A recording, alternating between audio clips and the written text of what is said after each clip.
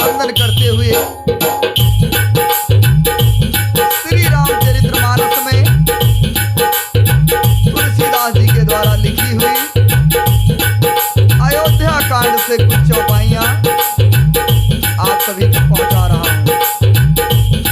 किसी भी प्रकार की यदि त्रुटि होती है तो आप सभी क्षमा करेंगे। प्रसंग उस समय का है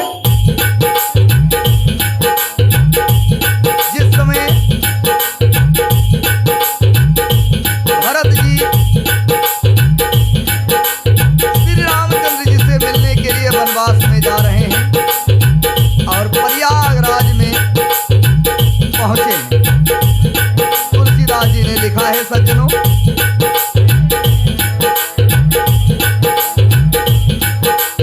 भरती दीस रे पहाड़ कह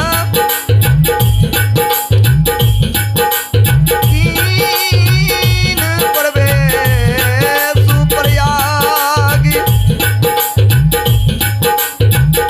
कहत राम सिए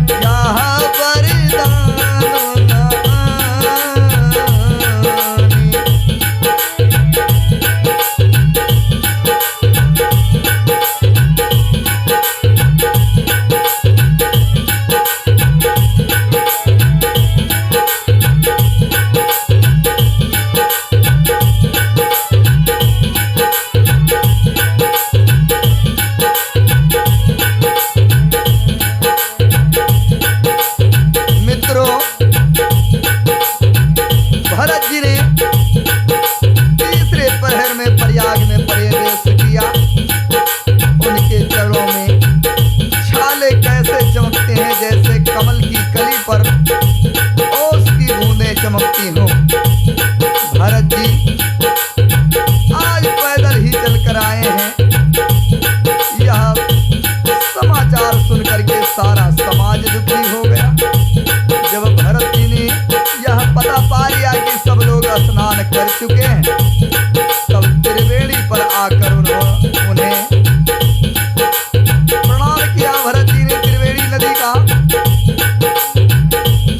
फिर विधि पूर्वक गंगा यमुना के श्वेत और श्याम जल में स्नान किया।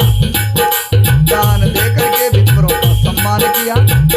श्याम और सफेद यमुना जी और गंगा जी की लहरों को देख करके भरत जी का शरीर पुलकित हो उठा। उन्होंने हाथ जोड़ करके कहा, हे तीर्थराज, आप समस्त कामनाओं के पूर्ण करने वाले हैं।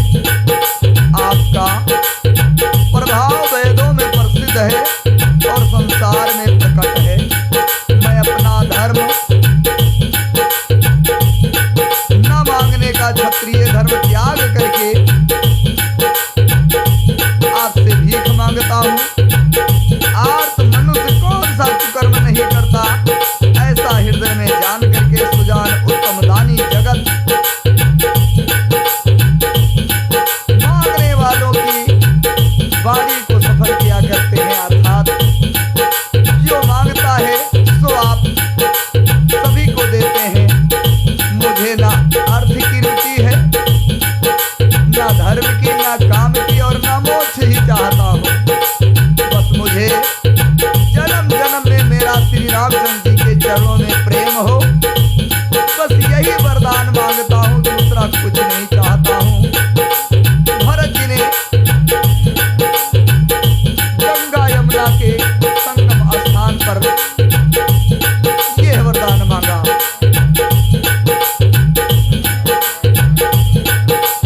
चौपाई के माध्यम से तुलसीदास जी ने दर्शाया है,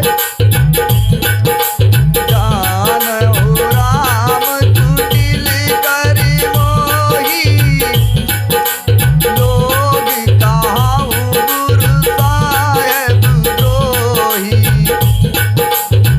सीताराम चरण रति मोरे, अनुदिन बढ़ऊ अनुग्रह तोरे।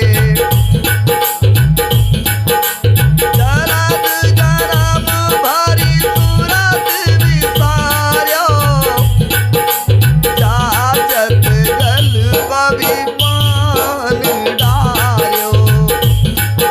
और जापत रखन घटे घटी जाई, बढ़े प्रेम सब भांति भलाई।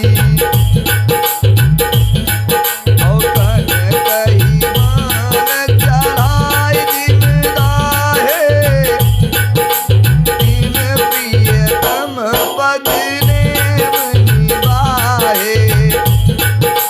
भरत बचन सुनि माझ त्रिवेणी, भई मृदुबानि सुमंगली रेणी।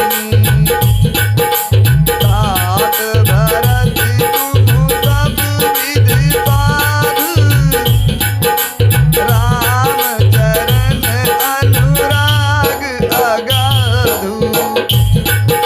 बादि गलान करऊ मन माही, और तुम सम रामई को प्रिय नहीं। तन पुल केवई हरषि सुनि, मेरे वचन अनुकूल। भरत धन्य कहे धन्य सुर, हर्षित वर सही फूल।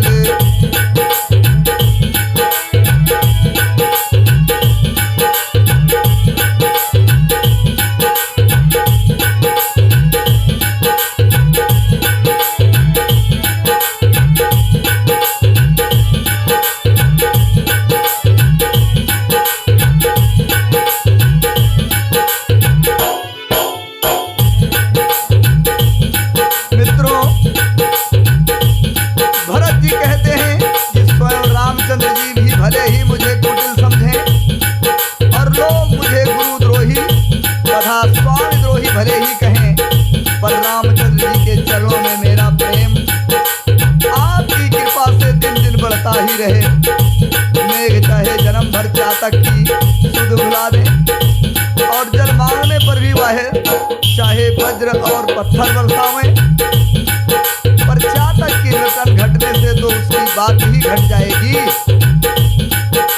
अर्थात प्रतिष्ठा ही नष्ट हो जाएगी। उसकी तो प्रेम बढ़ाने में ही सब तरह से भलाई है। जैसा तपाने से सोने पर चमक आ जाती है, वैसे ही प्रियतम के चरणों में प्रेम का नियम निभाने से प्रेमी सेवक का गौरव बढ़ जाता है।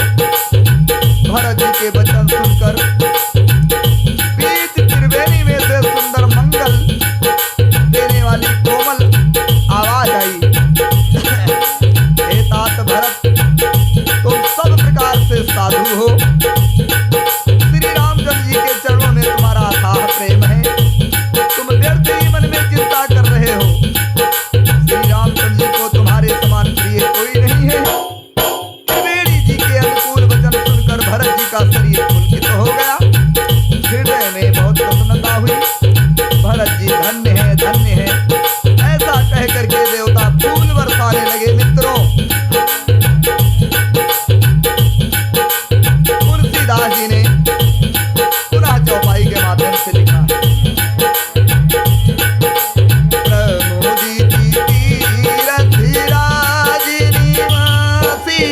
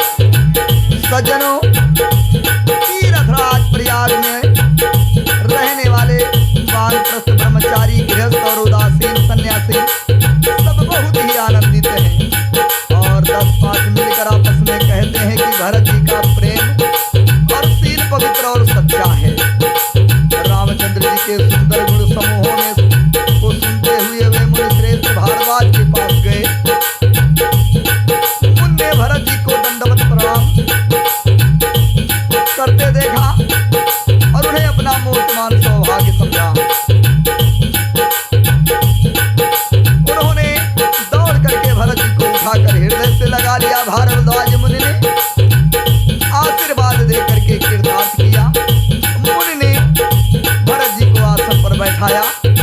वह सिर नवाकर इस तरह बैठे मानो भाग कर संकोच के घर में घुस जाना चाहते हो। उनके मन में यही सोच है कि मुनि कुछ पूछेंगे तो मैं क्या उत्तर दूंगा। भरत जी के सील और संकोच को देख करके भारद्वाज मुनि बोले, हे भरत सुनो, हम सब खबर पा चुके हैं। विधाता के कर्तव्य पर कुछ किसी का बस नहीं चलता है। माता की करतूत समझकर याद करके तुम हृदय में गलाने मत करो, चिंता मत करो कि तुम्हारी माँ ने ऐसा किया है। हे तात, कैकेयी का कोई दोष नहीं है, उसकी बुद्धि तो सरस्वती ने बिगाड़ गई थी।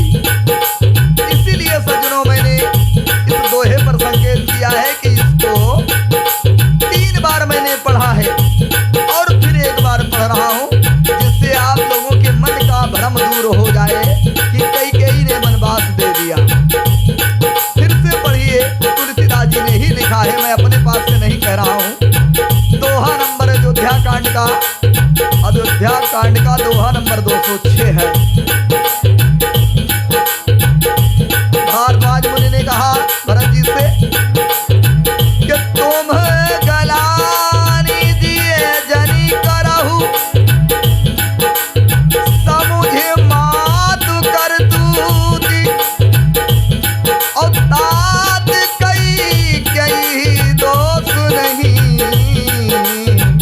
और कई गिरा मती धूत। अर्थात कैकेयी का कोई दोष नहीं है। कैकेयी की बुद्धि तो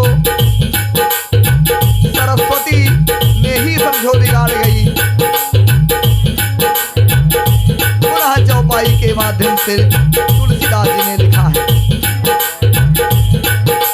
यहाँ कहात भली कहिए न कोई, यहाँ कहात भल कही न कोई,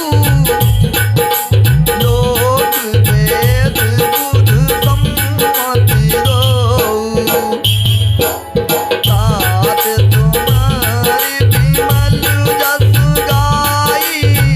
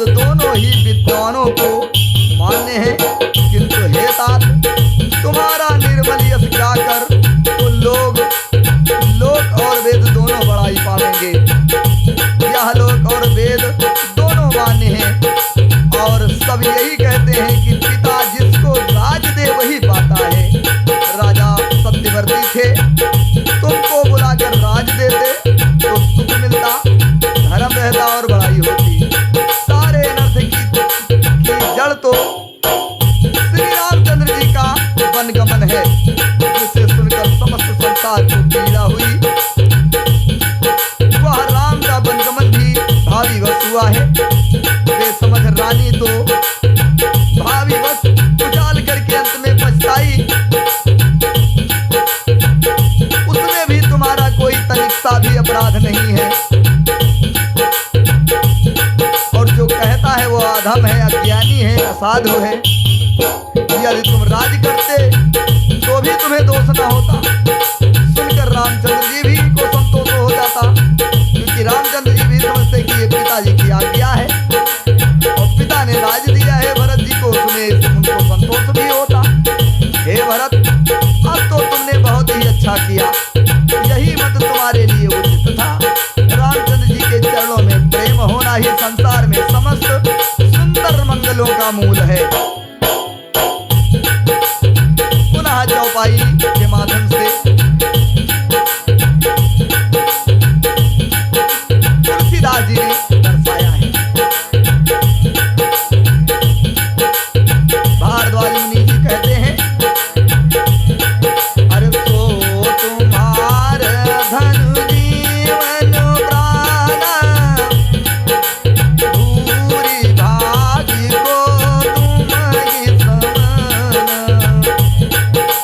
यह तुम्हार आदर जुना दाता, दशरथ सुवन राम प्रिय भाता। और सुनहो भरत रघुवर मन माही, प्रेम पात्र तुम सम को नहीं। ओ लखन राम सीतहि अति प्रीति, ओ निज सब तुम्हि सराहति भीति। जाना मरम नाथ प्रयागा, मगन होहि तुम्हरे अनुरागा। और तुम पर अस स्नेहु रघुवर के, सुख जीवन जग जस जड़ नर के। यह ना अधिक रघुवीर बड़ाई, प्रणति कुटुम्ब पाल रघुराई। ओ तुम तो भरत मोर मति एहु, धरे देह जनु राम स्नेहु। तुम कहाँ भरत कलंक यहाँ, हम सब कहूँ तुदेशु। राम भगत रस सीधी, आया समऊ गणेशु।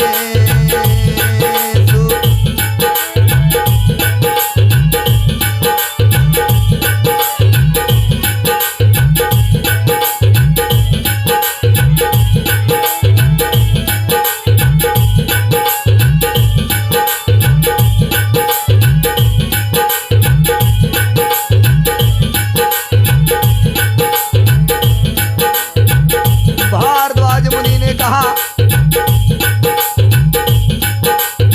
कि हे भरत, श्री रामचंद्र जी के चरणों में प्रेम होना संसार में समस्त सुंदर मंगलों का मूल है। तो वह रामचंद्र जी के चरणों में आपका तो प्रेम प्रगाढ़ प्रेम है। सो जीवन और प्राण ही तुम्हारे समान बड़भागी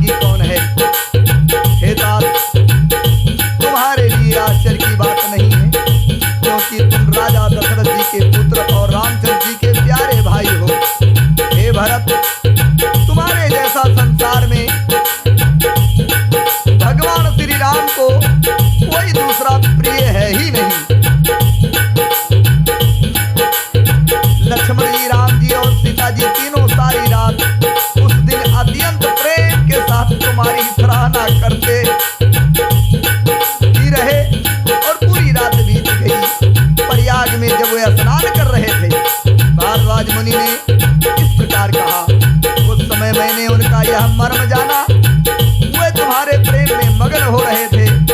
तुम पर रामचंद्र जी का ऐसा अगाध प्रेम है जैसा मूर्ख मनुष्य का संसार में सुखमय जीवन पर होता है। यह रघुनाथ जी की बहुत बड़ाई नहीं है, क्योंकि रघुनाथ जी तो शरणागत के कुटुंब भर को पालने वाले हैं। हे भरत, मेरा यह मत है कि तुमको मानो शरीरधारी रामचंद्र जी के प्रेम की ही मूरत हो। हे भरत, तुम्हारे लिए यह कलंक है, पर हम सबके लिए तो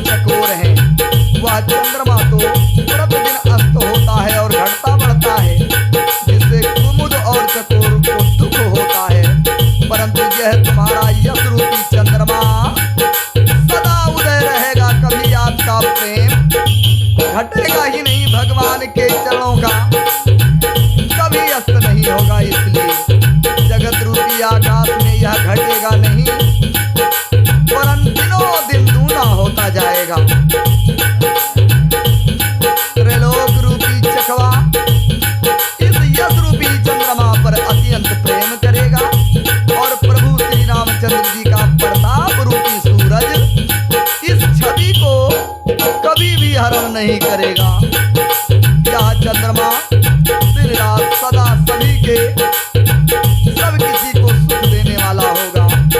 कैकेयी का कुकर्म रूपी राहु इससे ग्रास नहीं करेगा। यह चंद्रमा रामचंद्र जी के सुंदर प्रेम रूपी अमृत से परिपूर्ण है। यह गुरु के अपमान रूपी दोष से दूषित नहीं है। तुमने इस यश रूपी चंद्रमा की सृष्टि करके पृथ्वी पर भी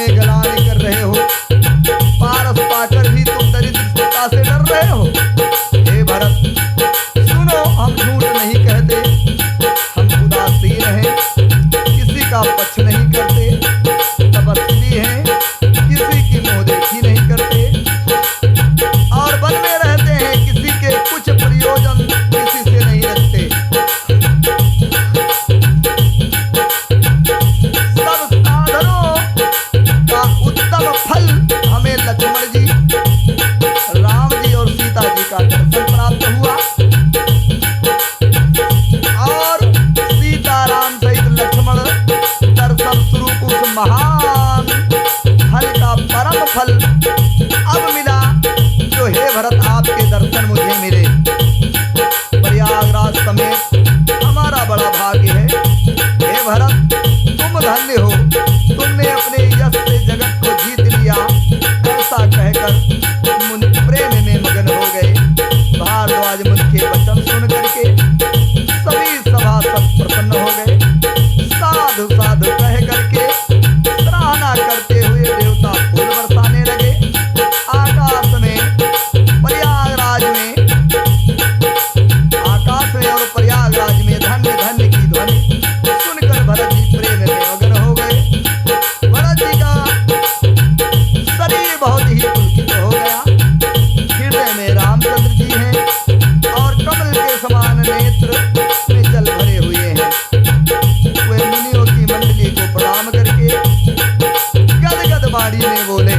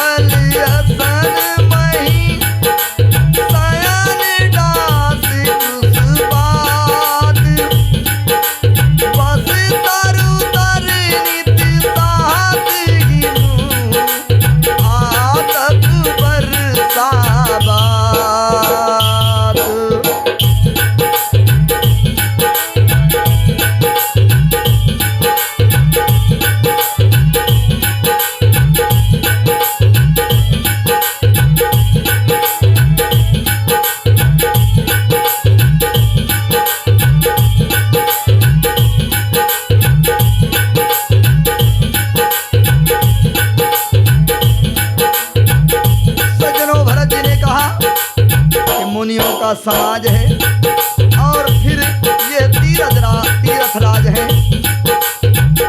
यहाँ सच्ची सौगंध खाने से भी भरपूर हानि होती है। इस स्थान में यदि कुछ बनाकर कहा जाए तो इसके समान कोई दूसरा बड़ा पाप और नीचता नहीं होगी। मैं सच्चे भाव से कहता हूँ, आप सभी सर्वज्ञ हैं और रघुनाथ जी हृदय के भीतर की जानने वाले हैं। मुझे माता कैकेयी के करनी का भी कुछ सोच नहीं है, भरत जी ने कहा, और ना मेरे मन में इस बात का दुख है कि जगत मुझे नीच कहेगा या नीच समझेगा, और ना यही डर है कि मेरा परलोक में बिगड़ जाएगा।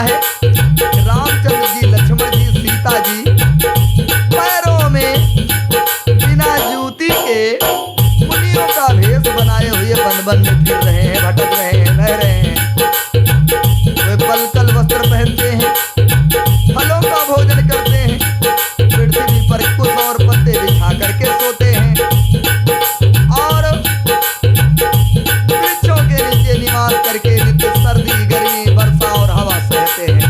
बस इस बात की मुझे चिंता है। भरत जी ने इस प्रकार कहा। सज्जनों, तुलसीदास जी ने पुनः भरत जी के मन की बात को चौपाई से दर्शाया है।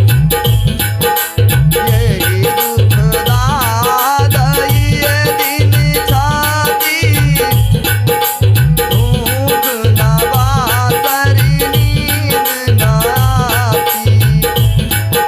यह दुखदाद ये दिन छाती, भूख न बासरी नींद न आती।